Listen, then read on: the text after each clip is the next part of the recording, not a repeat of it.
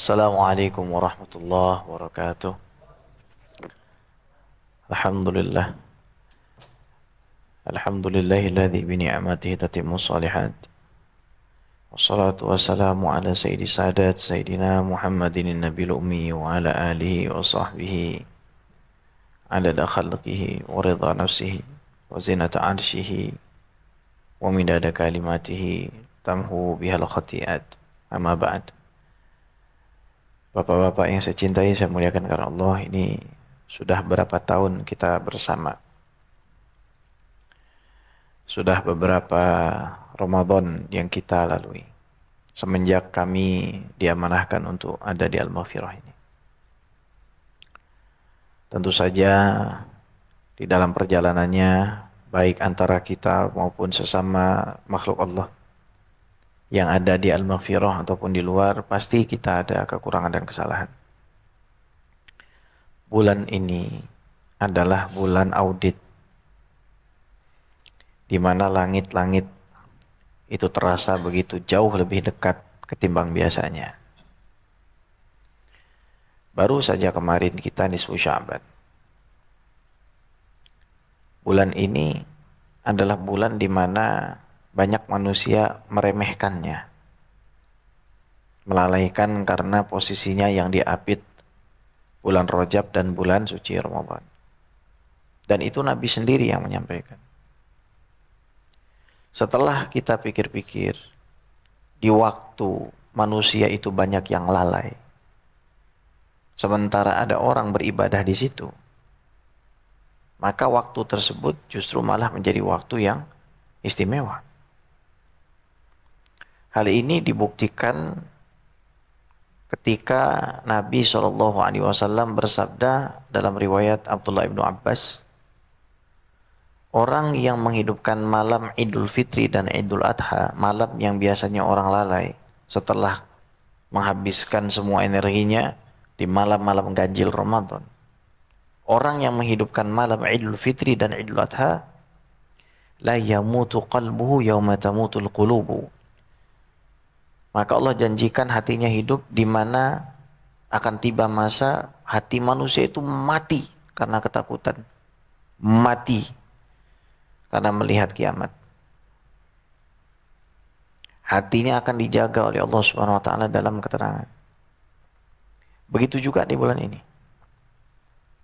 Nisfu Sya'ban kemarin, malam itu Allah Subhanahu wa taala angkat amal Bapak Ibu semua. Angkat amalan kita.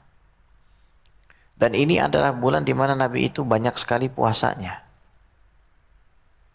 Puasa itu amalan paling gratis untuk membersihkan diri kita secara kontinu. Amalan yang ibadahnya tidak terbatas hanya pada saat kita mendengarkan azan. Ketika seorang yang berpuasa itu melihat di sekitarnya ada orang makan, dan itu banyak terjadi di waktu-waktu sekarang ini, maka hal tersebut menjadi pahala yang sangat luar biasa di sisi Allah Subhanahu wa taala. Maulana Syekh Yusri menyampaikan bahwa kita yang tinggal di zaman saat ini berpotensi untuk mendapatkan pahala yang luar biasa. Jangan pernah berharap kita mau hidup di zaman sahabat. Artinya kita na'taridu ala qadaillah. Kita sudah menentang atau kecewa dengan takdir Allah. Bisa jadi kalau Bapak dan saya hidup di zaman Nabi, kita asbahna ka amsali Abi Jahal atau Abil Hakam Abi Lahab. Kita akan jadi orang-orang seperti Abu Jahal dan Abu Lahab. Ini adalah masa yang sangat menentukan. Sebab sebentar lagi kita akan masuk ke dalam Sayyidul Syuhur. Dan puasa itu adalah satu amal ibadah yang tidak boleh kita lalaikan di bulan Sya'ban ini. Meskipun ada riwayat, idzan tasafa Sya'ban fala tasumu. Kalau bulan Sya'ban itu sudah sampai angka 15, jangan puasa. Hadis ini disahihkan Imam Syafi'i, didhaifkan Imam Ahmad. Akan tapi Imam Syafi'i membolehkan orang puasa sunnah apabila didahului sebelum tanggal 15. Imam Ahmad membolehkan secara mutlak kecuali yaumul syak dan bagi orang yang punya hutang. Bahwa diri kita ini mau kembali kepada Allah namun sulit. Itu pun kami rasakan. Kita semua struggle, kita semua berjuang dengan berbagai macam ujian dan cobaan. Maka para ulama memberikan kita 4 resep. Yang ini apabila dipegang oleh siapapun, dan ini tidak butuh ilmu yang tinggi, ini tidak butuh Anda ngaji sampai belasan tahun, cukup diamalkan saja, nanti bekasnya akan kerasa. Dan ini tanda bahwa kita memang siap untuk mendapatkan rahmat, siap untuk mendapatkan curahan kasih sayang, siap untuk mendapatkan hal-hal yang memang selama ini mungkin kita anggap tidak akan pernah bisa kita dapatkan. Yang bersifat zahir seperti rezeki yang lancar, yang bersifat zahir seperti istri yang taat, atau yang bersifat batin, cintanya kita kepada sholat. Rasa di mana kita tidak ingin buru-buru selesai sholat. Yang pertama adalah qillatu ta'am. Orang yang betul-betul mau untuk mencapai potensi terbaiknya, maka harus menyedikitkan makannya. Mafhum mukhalafahnya, seseorang yang terus menambah makannya, dia secara sengaja membatasi potensi dirinya untuk bisa maksimal di dalam penghambaannya kepada Allah. Kita sudah umur segini, Bapak. Dan kita jujur, kita harus jujur, apalagi saya. Banyak sekali hal-hal yang kita sesali dalam hidup. Meskipun saya yakin kita bukan orang-orang yang jahat, berlaku jahat. Tapi kita harus jujur bahwa kita tidak pernah merasakan puncak daripada diri kita sebagai seorang hamba.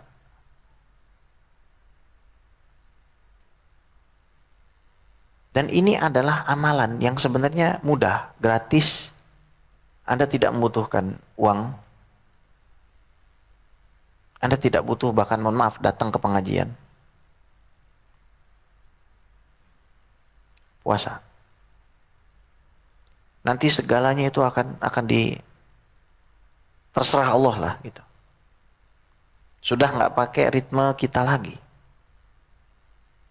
Kalau kita sudah belajar at-thoriq ilallah secara teoritis bahwa orang yang berjalan menuju satu tujuan tidak akan pernah sampai apabila kebanyakan menoleh.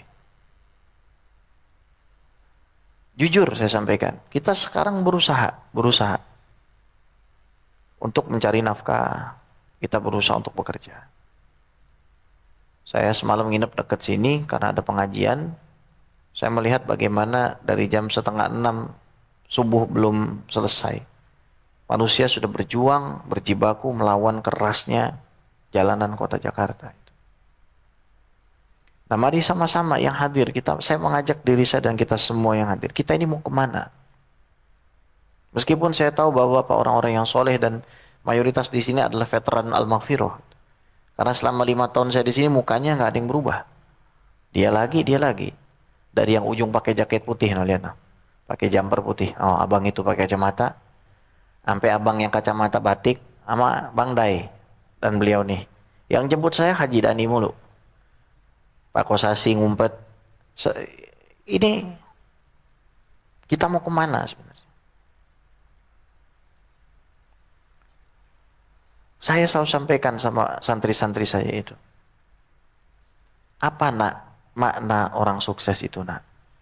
Apakah punya rumah 5 tingkat, mobilnya 5, ada istri, ada anak, namun istrinya tidak sholat, anaknya memaki-maki dia, setiap datang hanya minta uang? Atau kita hanya punya rumah 4x4, pada saat kita pulang token listriknya mungkin bunyi. Kemudian kita masuk ke dalam rumah kita, istri kita sudah selesai sholat, anak kita baru baca Quran, datang kepada kita memeluk kita. Dan mereka mengatakan, Waalaikumsalam, wahai suamiku, wahai ayahku. Terima kasih sudah berjuang untuk kami. Lalu mereka minum teh dengan bakwan dan mereka tertawa mengatakan betapa besar nikmat Allah kepada kita. Saya tanya dengan Anda, tolong jawab yang jujur. Kesuksesan yang mana yang Anda pilih apabila pilihan hanya 2 ini? Jangan ngomong saya minta rumah 5 tingkat, mobilnya 5, terus anak istri Masya Allah. Terus mau diuji dari mana Pak? Tapi yang namanya self-achievement, self-fulfillment, rasa penuh dalam hati, ini tidak bisa diukur hanya dengan fasilitas materi, prestasi materi. Dan itu bukan kata orang Islam, mohon maaf ya. Ini kata researchers orang-orang barat, mereka they are trying to redefine the meaning of self-achievement, self-fulfillment. Apa sebenarnya definisi dari kebahagiaan itu? Dan ini bisa kita dapatkan, bisa keluarga kita dapatkan, pertama itu adalah dengan mengurangi makan. Dan ini gratis. Semisal Anda punya kawan yang kebingungan, dalam keadaan bingung, Anda nggak usah banyak-banyak ngasih amalan sebenarnya. Kamu harus baca Yasin 41 kali, kamu harus baca Rotibul Atos 41 kali, cukup Anda sampaikan, puasa. Puasalah karena Allah. Nanti Allah akan bereskan sendiri. Sedikit demi sedikit. Ketika seorang hamba dalam tanda kutip berjalan menuju Allah, maka Allah dalam tanda kutip berlari menyambutnya dengan rahmat. Dan tidak ada satupun amalan yang bisa mempercepat kita untuk disayang Allah melebihi amalan wajib. Kemudian diikuti dengan amalan sunnah. Syekh Yusri itu selalu menegaskan kepada kami untuk tidak pernah meninggalkan sholat rawatib. Syekh Buti mengatakan ada namanya jam'un mushtarak. Ada satu tempat di mana kita semua berada di situ. Amalan wajib, meninggalkan yang haram, satu lagi apa? Melakukan sunnah mu'akadah. Ini tiga. Tiga ini kalau kita mau merasakan kesuksesan tadi, ini jangan sampai ditinggal. Bukan cuma yang wajib, tapi sunnah mu'akadah. Tapi jangan lupa, meninggalkan maksiat itu, Pak, lebih besar pahalanya daripada sunnah mu'akadah itu. Dan ini Anda bisa capai dengan puasa. Setiap saat. Mohon izin ya, kalau ada orang puasa kemudian disediakan minum begini. Terus, mohon maaf gitu. Terus dia melihat ini. Apakah dia berdosa atau dapat pahala? Dapat pahala. Betapa mudahnya dapat pahalanya dengan melihat orang makan dan minum, dan kita bersyukur dia makan dan minum. Ada seorang laki-laki mengajak istrinya makan siang, istrinya makan siang dengan lahap, terus dia mengatakan, mohon maaf karena saya makan dan Anda puasa. Tidak apa, saya bahagia melihat orang itu bersyukur dengan makanannya. Bukankah ini cara yang gratis dan sangat mudah? Apalagi sebentar lagi mau masuk bulan Ramadan. Maka preparasi kita ini harus dari saat ini. Sehingga di bulan Ramadan itu kita tenang. Gak akan goyang dengan kopi susunya Bang Haji Nu'man ini. Kan? Goyang dikit, gak apa-apa. Jangan banyak-banyak goyang ya. Ya kan? Emang enak ini kopi susu, manisnya pas. Ya. Itu pertama. Dan inilah yang mohon maaf, Anda wariskan sama keturunan Anda. Satu, kurangi makan, puasa. Dari kapan? Dari sekarang. Anak saya udah gede ya, dari sekarang dikasih tahu. Apalagi kalau sampai dari kecil modelnya begitu, kita ngajarin keluarga kita. Makan kita jarang, puasa. Nanti dikasih hadiah Pak sama Allah Pak. Gembok yang mengunci rasa kita yang selama ini mati. Lisan ruhani kita yang selama ini susah mengecap manisnya ibadah. Contoh manisnya ibadah adalah nyesel habis-habisan kalau seandainya nggak sholat malam. Kalau nggak sholat rawatib, nyesel. Kalau nggak bisa sedekah, nyesel. Nggak baca Quran di hari ini, nyesel. Semakin nyesel, ketika meninggalkan amalan soleh, maka tandanya hati hidup. Dan ini adalah salah satu yang diberikan bukan kepada orang yang banyak duit, bukan kepada orang yang rajin sedekah Pak, bukan. Tapi kepada orang yang puasa. Fadilahnya lagi yang lain, pada saat buka bahagia, ketemu Allah bahagia. Fadilahnya lagi yang lain, satu hari Anda berpuasa dijauhkan dari neraka 70 tahun. Ini Bukhari Muslim semua nih. Pintu surga yang khusus bagi orang yang rajin puasa karena Allah pun disediakan. Karena sejatinya sekarang kita investasi. Investasi untuk diri kita di hari akhir. Masa bodoh lah dengan keadaan dunia ini. Dibilang masa bodoh ya, kita tetap jalan juga kok. Tapi betul-betul masa bodoh lah. Saya punya Allah kok. Prinsip masa bodoh, saya punya Allah ini kan yang diajarin para nabi. Apa nggak cukup kisah Nabi Adam diusir, diturunin secara fisik dari surga, meskipun diangkat derajatnya. Apa nggak cukup kisah Nabi Idris yang nggak diterima dakwahnya di Irak, pergi ke Mesir, sukses di Mesir. Apa nggak cukup kisah Nabi Nuh, 950 tahun dicaci maki. Akhirnya sukses, nganterin kaumnya beriman semua. Terus, and the list goes on. Nabi Musa, belakang tentara, depan laut. Kita semua sudah belajar itu, Pak. Saya sudah menyampaikan kepada antum semua. Apa yang dititipkan sedikit amanah dari Allah SWT kepada saya, meskipun sangat sedikit sekali. Apa enggak terbayang Nabi Ibrahim seperti apa susahnya? Siti Sarah dan Siti Hajar Nabi Ismail. Ditinggalkan, sudah gede, harus dipotong, disembelih. Apa enggak terbayang pada kita susahnya Nabi Muhammad sallallahu alaihi wasallam? Mereka semua rajin puasa. Dan ini bukan untuk menceramahi orang. Ini adalah antara kita dengan Allah saja. Kalau kita betul mau menginginkan ini, silakan ambil, gratis. Anda nggak perlu pergi ke psikolog, ke psikiater. Mau ketenangan hidup, itu nggak usah kelimpungan, puasa. Puasa. Allah akan mudahkan. Ini yang pertama. Yang kedua, hati kita ini dikunci dengan banyak tidur. Banyak sekali kita tidur.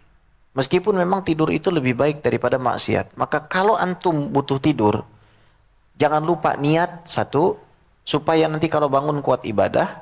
Karena memang perintah Nabi, bangunlah malam dan mintalah pertolongan dengan tidur siang.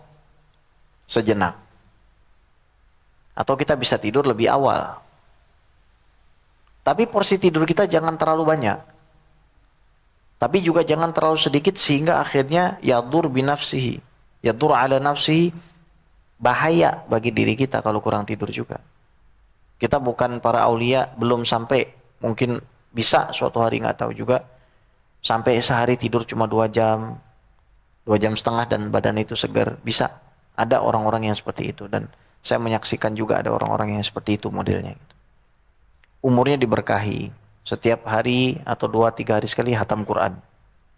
Umurnya diberkahi, padahal pekerja juga. Maka kurangi tidur kita. Allah menanti kita, menanti bapak-bapak di malam hari, setiap malam. Hal min mustaghfirin. Ada nggak yang mau minta ampun sama saya? Fa'aghfirlah. Supaya saya bisa ampuni. Hal minta ibin. Fa'atubu alaih. Apakah ada yang mau minta taubat pada saya? Supaya saya berikan taubat. Dan Allah itu senang sekali Pak dengan orang yang maksiat kemudian taubat. Lebih senang daripada ketika Bapak lagi di tengah gurun, kemudian mobil Bapak hilang, Bapak nangis-nangis, tiba-tiba Bapak lihat mobil Bapak ada. Allah tuh lebih senang daripada seorang hamba yang modelnya begitu, statusnya, situasinya seperti itu, dibandingkan yang seperti itu. Kepada apa? Hamba yang maksiat kemudian taubat. Senangnya luar biasa. Meskipun senang dalam ilmu akidah kan harus diterjemahkan sebagai ridho. Jadi kurangi tidur kita. Kalau memang kita jujur ya, kalau memang kita mau kembali betul kepada Allah. Karena semuanya nggak bakal nolong Pak. BPJS ini nggak akan nolong Anda.